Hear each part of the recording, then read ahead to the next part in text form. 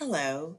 In this video, we'll be discussing MSDRGs or diagnosis-related groups. To understand DRGs, you must first understand a PPS. A prospective payment system is a type of reimbursement system based on preset payment rather than the actual charges billed. In inpatient prospective payment systems, diagnosis codes and procedure codes are combined using DRGs to identify the predetermined amount of payment for hospital services.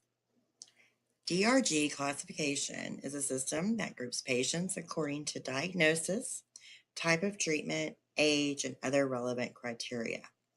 Under the prospective payment system, again, hospitals are paid a set fee for treating patients in a single DRG category, meaning every DRG is assigned a specific dollar amount.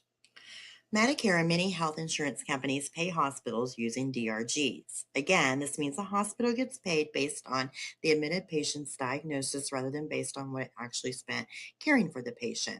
If a hospital can treat a patient while spending less money than the DRG payment for that illness, the hospital makes a profit. If while treating the patient, the hospital spends more money than the payment, the hospital will lose money on that patient's hospitalization. With the use of encoder software, a coder determines a DRG by coding the principal diagnosis for the patient's admission, then coding any surgical procedures, as well as coding any significant complications or comorbidities. Complications and comorbidities are especially important to capture as they will up your reimbursement. A complication is a medical condition that happens during an inpatient hospital stay. An example of that might be a postoperative wound infection. A comorbidity is a medical condition that affects the patient's treatment and length of stay, or a pre-existing condition such as diabetes. Let's say elderly Mr. Smith comes to the hospital with a broken femoral neck or broken hip. He requires surgery and undergoes a total hip replacement. While he's recovering from hip surgery, his chronic heart problem flares up and he develops acute systolic CHF. Eventually, his doctor gets Mr. Smith's heart failure under control and he's discharged to an inpatient rehab facility. Mr. Smith's principal diagnosis would be a fracture of the neck of the femur. His surgical procedure is related to his principal diagnosis and is a total hip replacement.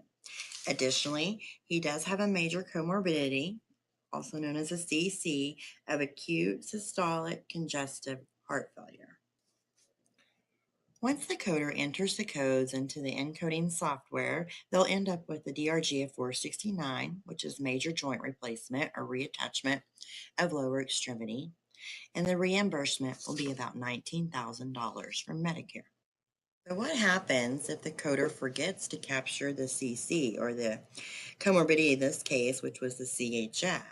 Well, that would end up changing the DRG to 470, and the reimbursement would be about $12,000. So you can see that's a $7,000 loss for the hospital.